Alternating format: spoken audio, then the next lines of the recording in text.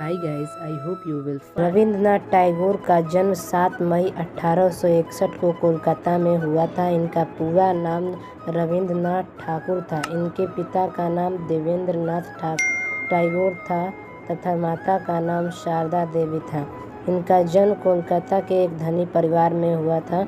यह अपने पिता की 15वीं संतानों में से 14वीं संतान थे। रविंद्रनाथ जी को सबसे पहले ओरिएंटल सेरेमनी स्कूल में भर्ती करवाया गया था, लेकिन उनका वहां पर मन न लगने की वजह से उन्हें वहां से घर वापस लाया गया था। रविंद्रनाथ जी की अधिकांश शिक्षा घर पे ही हुई थी। रविंद्रनाथ जी को संस्कृत, बांग्ला, अंग्रेजी, चित्रकला और संगीत की शिक्षा के लिए अलग अलग अध्यापकों को घर पर नियुक्त किया गया था।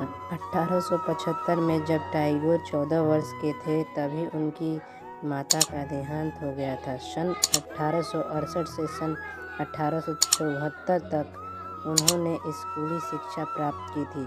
सन 1874 के बाद उनकी स्कूली शिक्षा बंद हो गई थी।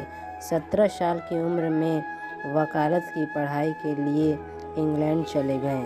यह एक ऐसे कवि थे जिन्होंने देश को बहुत प्यारा राष्ट्रगान जन गण मन दिया है।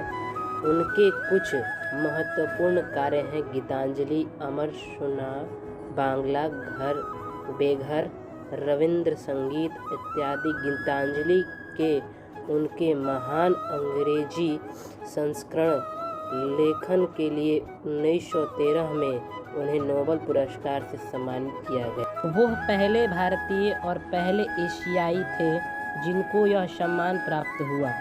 वो 1902 में शांति निकेतन में विश्व भारतीय यूनिवर्सिटी के संस्थापक थे।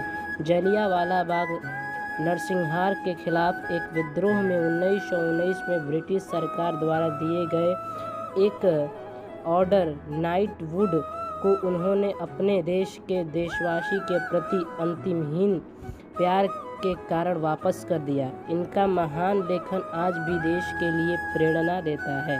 रविंद्र जी के पाठ्यक्रम में इतिहास, विज्ञान, प्राकृतिक भूगोल, साहित्य, नाटक, भ्रमण, बागवानी, प्रयोगशाला, ड्राइंग, खेलकूद, समाज सेवा के विषय सहित बहुत से क्रिया प्रधान पाठ्यक्रम शामिल थे।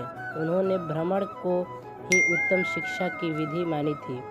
उन्होंने शिक्षा को एक बहुत ही महत्वपूर्ण स्थान दिया था। रविंद्रनाथ जी ने शिक्षा के क्षेत्र में नवीन प्रयोगों को करके उस आदर्श जीवन का एक सजीव प्रतीक बनाया दिया था। वे भारतीय संस्कृति के अतीत और गौरव के संरक्षक थे। रविंद्रनाथ जी ने देश के कोने कोने में भारतीय संस्कृति आदर्शों का प्रचार भी किया था।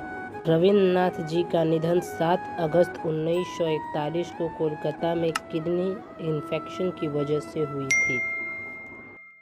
Thank you for watching.